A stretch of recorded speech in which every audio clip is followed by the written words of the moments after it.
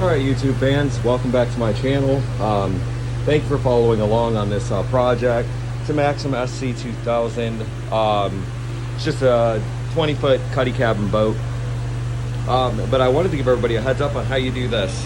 I know there's been some questions. I'm sure everybody looks at it. But what I figured I'd do is I'd show you. The floor is down at this point. You can see all the way across here. This is prior to me getting ready to fiberglass it in today. So I wanted to show you what you're going to need for this job, and the easiest way I found to do this job.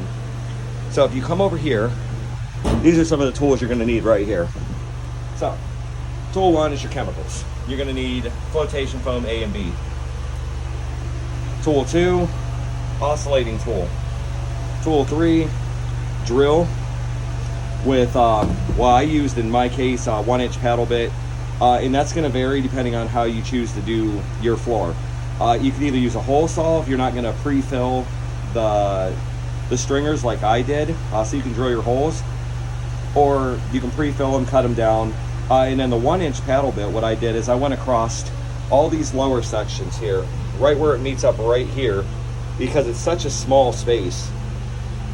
And you can see where I put holes throughout the floor, and they're equal on both sides, so I'm only going to show this one side. But you can see where they've got holes across the floor. And what I did is I mixed up flotation foam 1-to-1, and then all the holes are essentially is just a way for excess flotation foam to escape. If you were to cover that and fill it and then put your floor on, what's going to happen is it's either going to bow the wood, it's going to pull the wood right out because the flotation foam's got far more expansion than what I thought it had. Or B, it's going to come through the bottom of your gel coat on the bottom hole of your boat. So it's easier, just for future reference, just create the holes and let it seep through them holes as it should. But you want to make sure you create them equal as well. You don't want them, creating one hole and that's where everything is going to escape. You want to make sure you got enough holes to counter for everything that's going to escape as far as flotation foam goes and what it needs.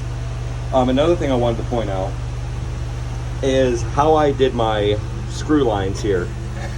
Let me show you here. So if you look, you can see where, let's see if I can zoom in on it some more for you. Here, right there's a screw hole. You can see where it comes right down these lines. Now if you've noticed, the screws I've used the star bit type screws, and I did that for a reason.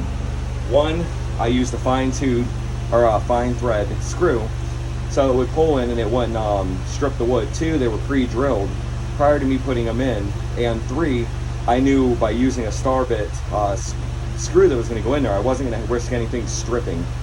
It's got excellent hold, excellent bite, so unlike a Phillips screw, when you're trying to screw something in, you want to make sure it's not going to strip and you're going to try pulling it back out. Basically, when you put a screw into a stringer, you want it just one and done. You don't want to go back and forth because otherwise it's going to weaken the wood and it's going to mess things up. Another thing I did to get my lines, and I'm going to show you guys this here. As you can see, I've got a laser level here.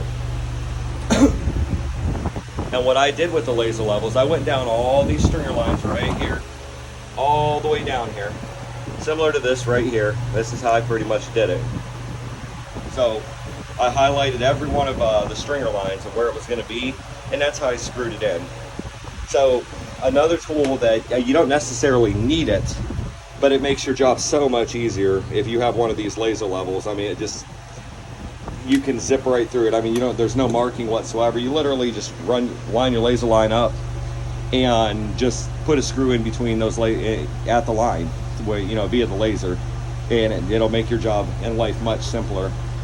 But that's my video for now. If you like my videos, please like, subscribe. I always welcome new members that watch my videos. Hopefully it helps you out.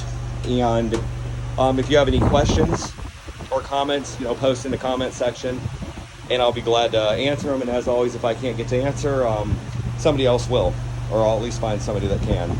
But I'm going to leave you with that right now. The next video I'll be making will show the floor is completely fiberglassed in and exactly how I did just that. I look forward to talking to you all again. Have a great night. Bye.